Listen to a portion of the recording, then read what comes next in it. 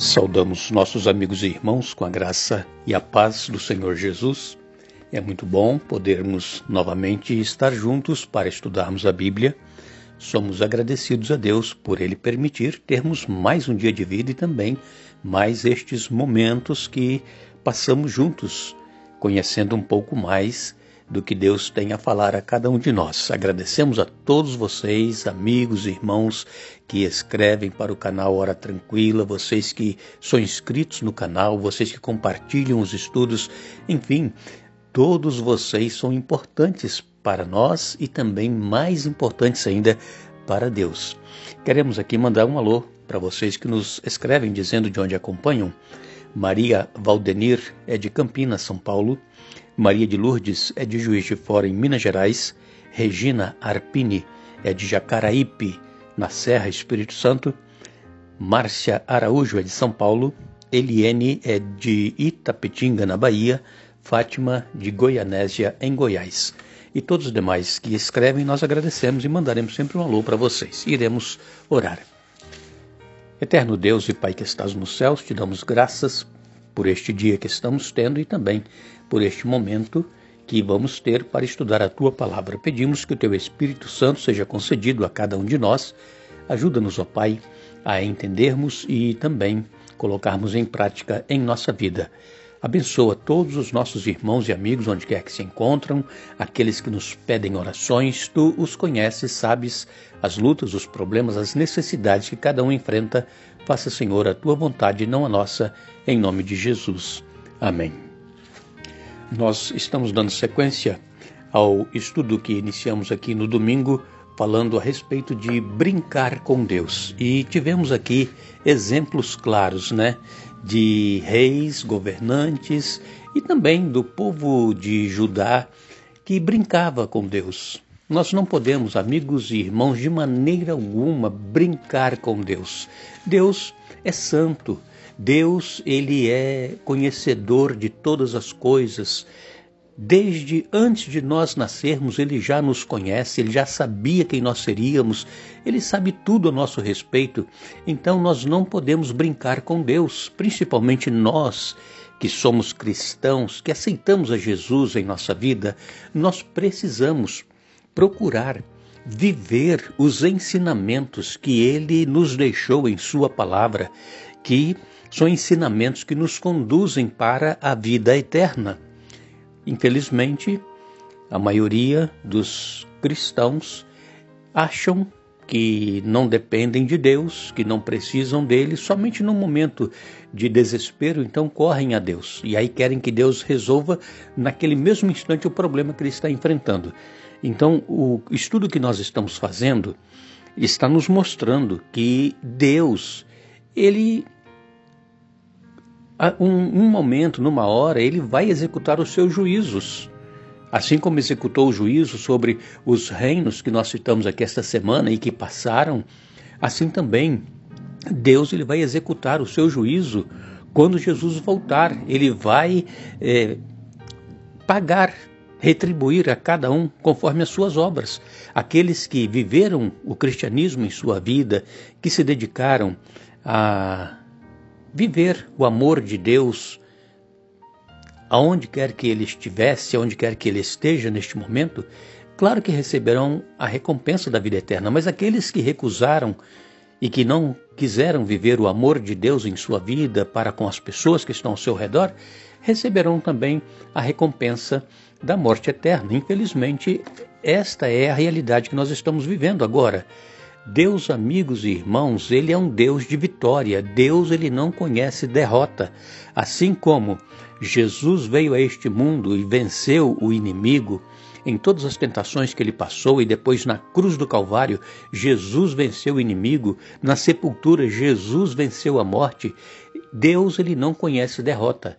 E então, nós estudamos até aqui, essa semana, algumas partes dos capítulos 13 até o capítulo 23, e aqui hoje nós vamos citar algumas coisas aqui dos capítulos 24, 25, 26 e 27. Por quê? Porque até o capítulo 23, Isaías vinha falando aqui de Babilônia terrena, a Babilônia que caiu, a Babilônia que passou. E conforme estava predito por Isaías, nunca mais Babilônia foi reconstruída. Tentaram algumas vezes reconstruir, mas não foram à frente. Deus não permitiu e não vai permitir. Vocês se lembram de Saddam Hussein? Ele foi morto. Ele era presidente, do Iraque. E é lá no Iraque que estão as ruínas de Babilônia antiga. E lá ninguém nunca mais reconstruiu. E o Saddam Hussein, ele havia reconstruído 2 palácios lá na Babilônia. Mas Deus disse na profecia que nunca mais seria reconstruído. E o que aconteceu? Saddam Hussein foi morto. E continua deserto, desabitado, aquele local onde foi a Babilônia antiga.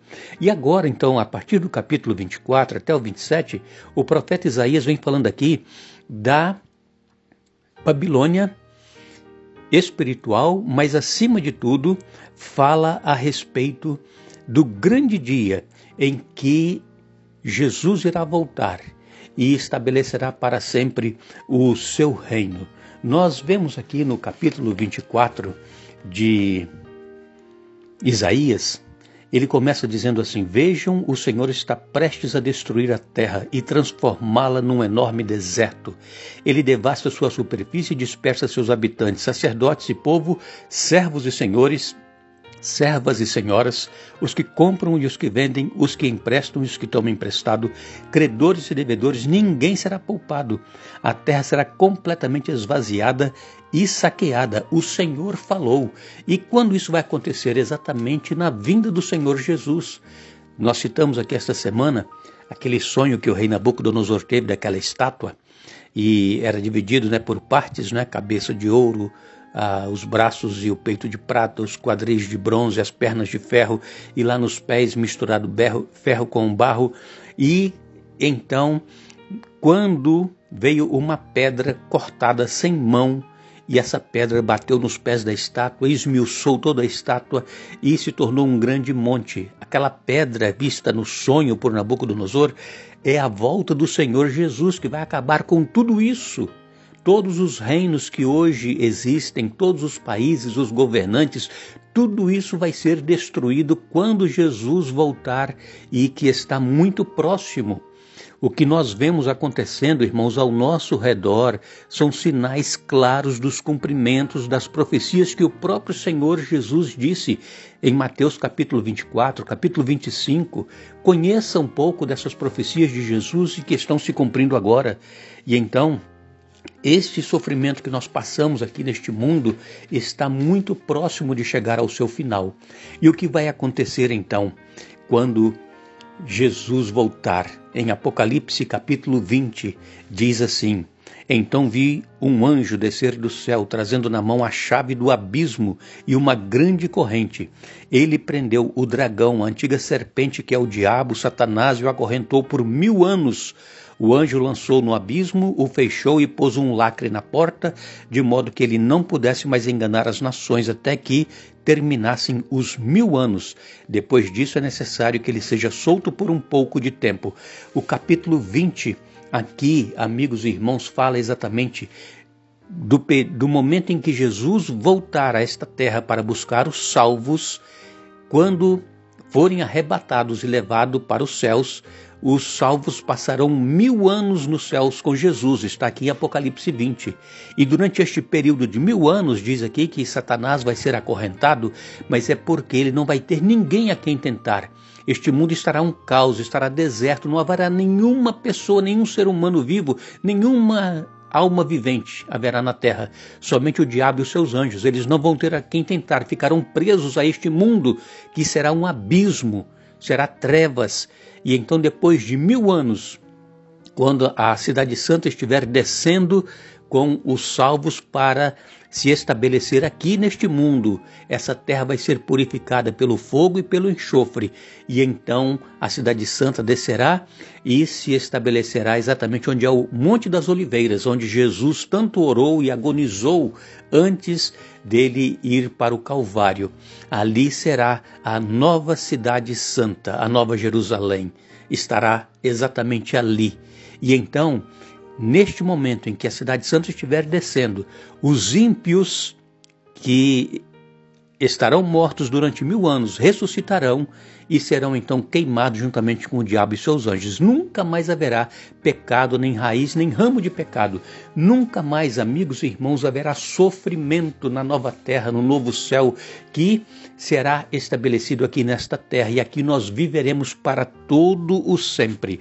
Irmãos, vale a pena nós vivermos em comunhão com Deus dia após dia. Não vale a pena nós querermos aproveitar os prazeres que o mundo nos oferece, os desejos que a carne quer que nós façamos. Vale a pena nós mortificarmos esses desejos em nossa carne. Irmãos, vamos caminhar com Jesus. Precisamos buscar mais a Deus em nossa vida, precisamos orar mais, precisamos ter comunhão com Ele através da palavra. É isso que nos ajuda a estarmos em comunhão e de pé, salvos, quando Jesus voltar para nos buscar. Como disse Isaías, quando lemos aqui no início dessa semana, Isaías 25, verso 9, naquele dia se dirá: eis que este é o nosso Deus em quem esperávamos, e Ele nos salvará. Este é o Senhor a quem aguardávamos, na sua salvação exultaremos e nos alegraremos. Isaías 25, 9. Então, irmãos, esta será a vitória final e que nós estamos aguardando para muito breve. Que Deus nos ajude a buscarmos cada dia mais conhecer a vontade de Deus, nos entregar a Ele dia após dia, não brincarmos com Deus, porque Ele virá para fazer juízo. Que nós possamos estar de pé neste dia e, como lemos em 25:9, possamos nos alegrar, nos exultar com a nossa eterna salvação. Nós agradecemos a todos vocês que estiveram conosco, estudando mais uma vez a Bíblia. Estaremos juntos amanhã para finalizar o estudo desta semana, mas não nos esqueçamos. Eis que crio novos céus e nova terra, e jamais haverá lembrança das coisas passadas. Isaías 65, verso 17. Que Deus nos abençoe.